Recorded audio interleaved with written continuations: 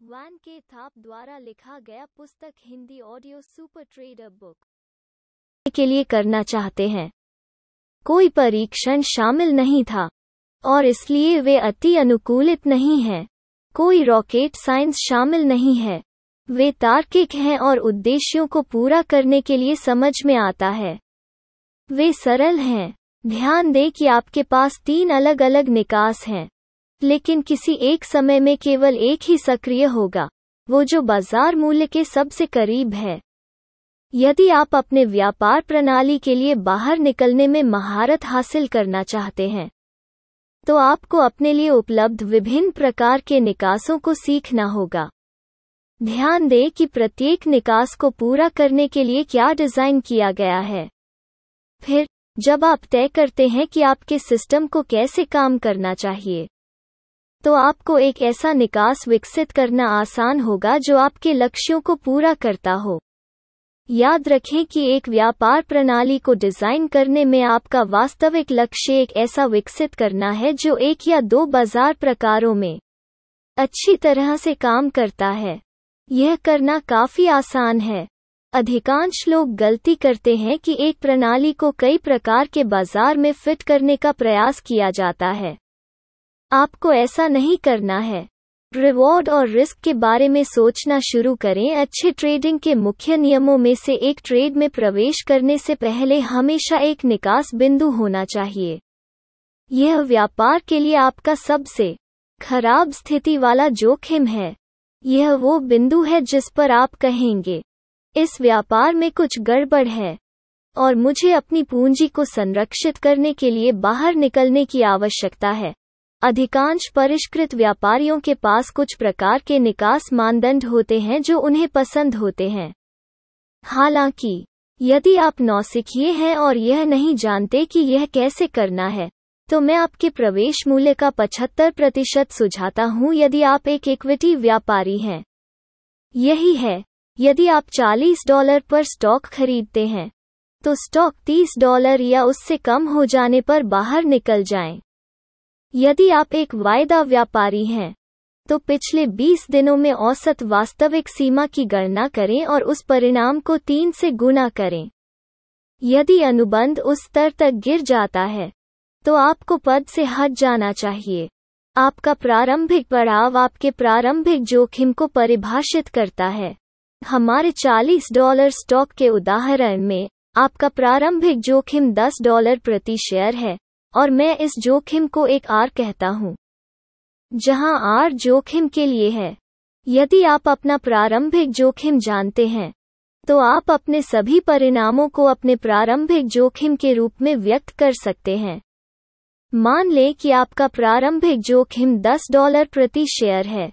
यदि आप प्रति शेयर $40 का लाभ कमाते हैं, तो आपको 4 आर का लाभ होता है। यदि आपको प्रति शेयर $15 का नुकसान होता है, तो आपको 5 आर का नुकसान होता है। 1 आर से बड़ा नुकसान तब हो सकता है जब आप अपने खिलाफ अचानक कोई बड़ा कदम उठाते हैं। आइए कुछ और मामलों पर नजर डालते हैं। यदि स्टॉक $110 तक जाता है, तो आर के संदर्भ में आपका लाभ क्या है? आपका लाभ $100 है और आपका प्रारंभिक जोखिम $10 है, और इसलिए आपने 10 आर का लाभ कमाया है। यह दिलचस्प है क्योंकि पोर्टफोलियो मैनेजर 10 बैगर्स के बारे में बात करना पसंद करते हैं। 10 बैगर से उनका मतलब एक स्टॉक है जिसे उन्होंने $10 प्रति शेयर पर खरीदा है जो $100 तक जाता है। दूसरे शब्दों में, एक स्टॉक जो मूल्य में 10 गुना बढ़ जाता है। हालांकि, मुझे लगता है कि 10 आर का लाभ सोचने के लिए बहुत अधिक उपयोगी है और प्राप्त करना बहुत आसान है। जब हमारा 1 आर नुकसान $10 प्रति शेयर था, तो 10 आर लाभ प्राप्त करने के लिए स्टॉक को $100 तक जाना पड़ा। हालांकि, पोर्टफोलियो मैनेजर की 10 बैगर की परिभाषा को फिट करने के लिए, इसे आपके द्वारा खरीदे गए मूल्य से 10 गुना ऊपर जाना होगा, जो $40 प्रति शेयर से बढ़कर $400 हो जाएगा। जब आपका प्रारंभिक जोखिम $10 था, तो आर गुणकों के संदर्भ में $360 का लाभ क्या होगा? यह सही है। यह 36 आर का लाभ होगा। एक अभ्यास के रूप में पिछले साल अपने सभी बंद ट्रेडों को देखें और उन्हें आर मल्टीपल के रूप में व्यक्त करें।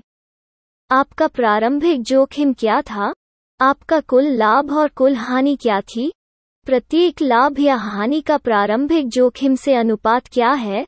यदि आपने पिछले साल अपने ट्रेडों के लिए अपना प्रारंभिक जोखिम निर्धारित नहीं किया था, तो अपने प्रारंभिक जोखिम के मोटे अनुमान के रूप में अपने औसत नुकसान का उपयोग करें। आइए देखें कि प्रारंभिक जोखिम के अनुपात के रूप में 10 ट्रेडों को कैसे व्यक्त किया जा सकता है। यहाँ हमें 3 नुकसान हुए हैं: $567, $1333 और $454। औसत नुकसान $785 और 67 सेंट है, और इसलिए हम मान लेंगे कि यह प्रारंभिक जोखिम था। मुझे आशा है कि आप प्रारंभिक जोखिम को जानते हैं ताकि आपको औसत नुकसान का उपयोग न करना पड़े। हम जिन अनुपातों की गणना करते हैं वे ट्रेडिंग सिस्टम के लिए आर गुणक हैं।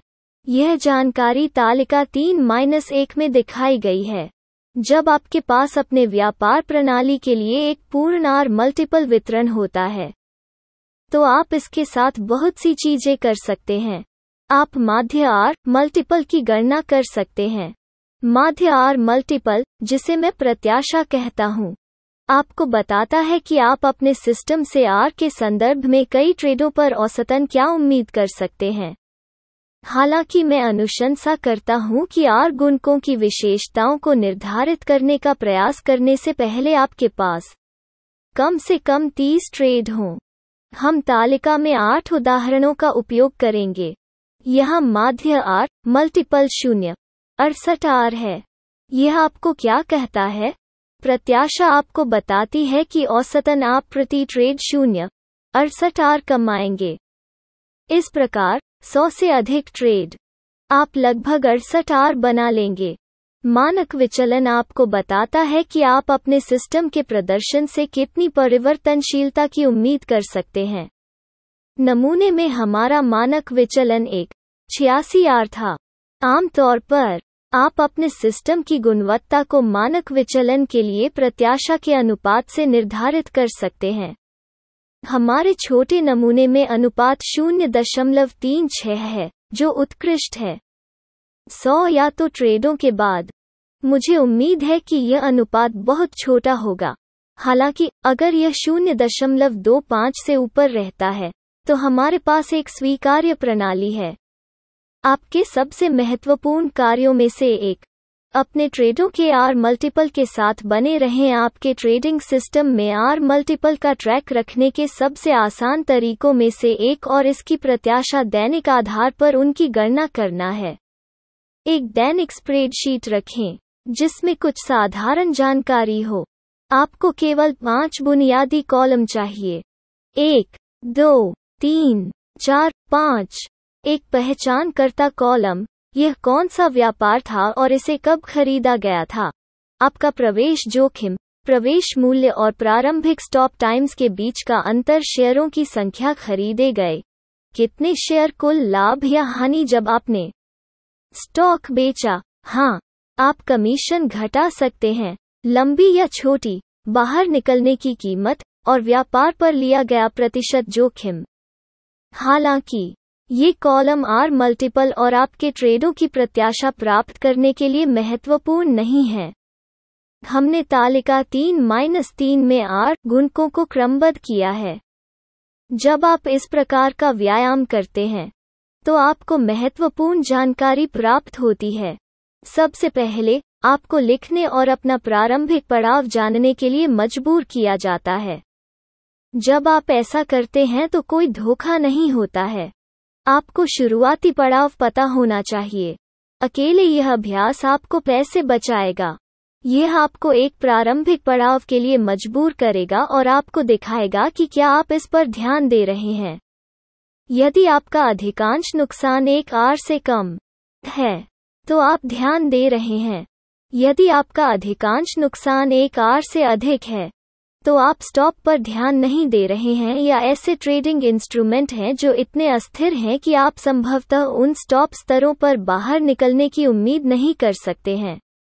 दूसरी चीज जो यह अभ्यास आपको करने के लिए मजबूर करती है वो यह परिभाषित करता है कि प्रत्येक व्यापार में एक आर सबसे सरल तरीके से क्या है। आप अपने आप से पूछ रहे हैं, इस व्यापार में मेरा कुल सबसे खराब स्थिति वाला जोखिम क्या है, और उत्तर कागज पर लिखकर फिर से यह मूल्य प्रवेश मूल्य घटाकर स्टॉप प्राइस को खरीदे गए शेयरों की कुल संख्या से गुणा किया जाता है। यहाँ एक आर पोजीशन साइजिंग के साथ भ्रमित है, लेकिन यह लाभ और हानि में भी है, और इसलिए पोजीशन साइजिंग रद्द हो जाती है। तीसरा, यह अभ्यास आपको प्रत्येक व्यापार के लिए आर मल्टीपल की गणना करने के लिए मजबूर करता है। जब आप व्यापार को बंद करते हैं, तो आप इसकी तुलना प्रारंभिक जोखिम से करते हैं। क्या यह प्रारंभिक जोखिम से बड़ा या छोटा है, और किस परिमाण से? यह जानकारी बहुत मूल्यवान हो सकती है।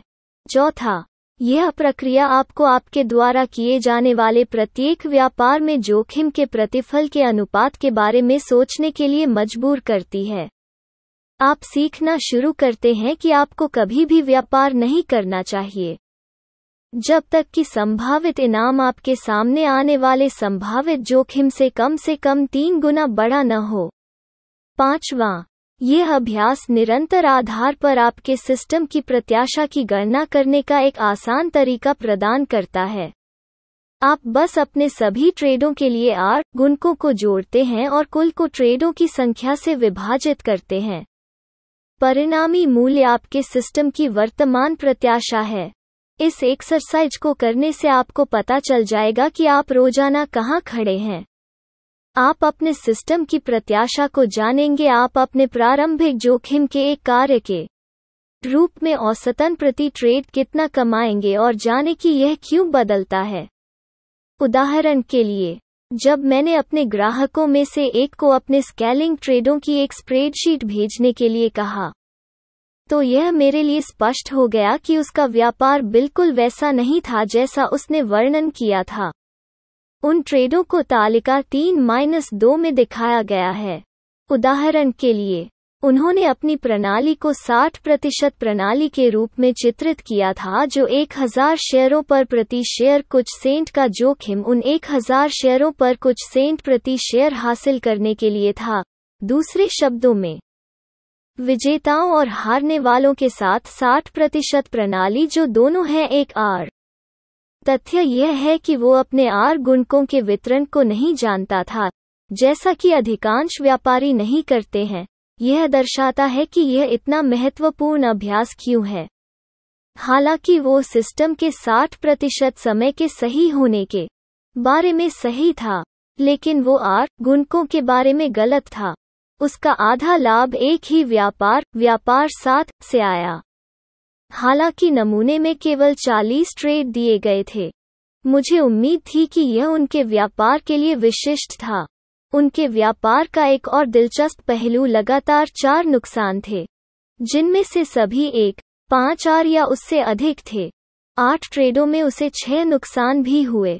यह एक और अप्रिय आकस्मिकता है कि इस तरह की प्रणाली का व्यापार करते समय किसी को संघर्ष करना पड़ सकता है, भले ही सिस्टम में 60% की विश्वसनीयता हो।